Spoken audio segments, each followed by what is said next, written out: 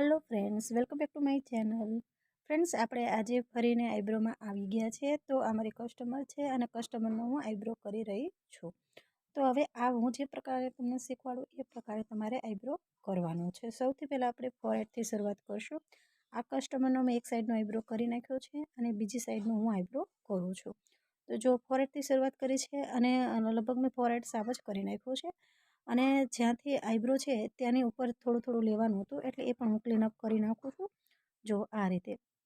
અને જે side hair હોય છે ને એની વિરુદ્ધ બાજુ આપણે આઈબ્રો કરવાનું હોય છે।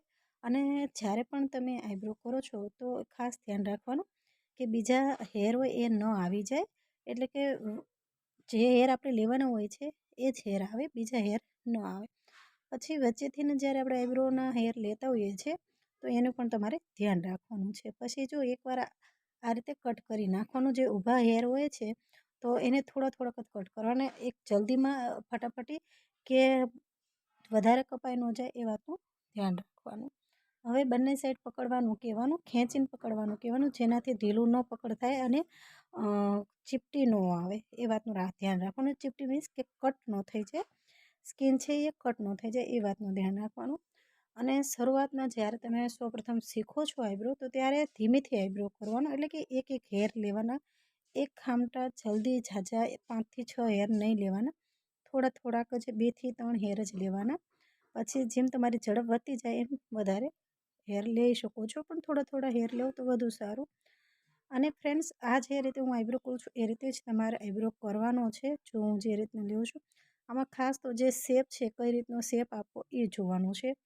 આ બેનનો જે હું આઈબ્રો કરી રહી છું તો તમને લાસ્ટમાં જોશે કે બહુ વાળ દેખાતા નથી, પરંતુ ફ્રેન્ડ અહીંયા ઘણા બધા લાઇટ હેર છે જે આપણે કેમેરામાં દેખાતા નથી। અને અહીંયા પણ જ્યારે હું જો આકાર આપી રહી છું તો અહીંયા પણ તમને અમુક વાળ દેખાશે। તો એ જે હેર છે ને એ મેં રવા દીધા છે, કારણ કે જે લાઇટ હેર છે ને અને એ હેર બંને ભેગા થઈ અને આઈબ્રોનો શેપ છે ને એ સરસ આવે એટલા માટે।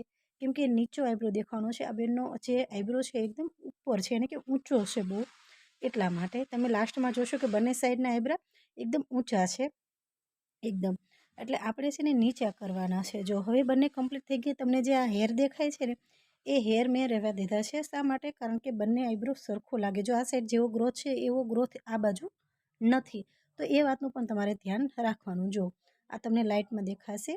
તો બંને બાજુના આઈબ્રો મારે કમ્પ્લીટ થઈ ગયા છે। વિડીયો વધારે સારો લાગે તો લાઇક શેર જરૂર કરજો, કમેન્ટ કરવાનું તો બિલકુલ ભૂલતા નહીં। અત્યારની માટે બાય બાય।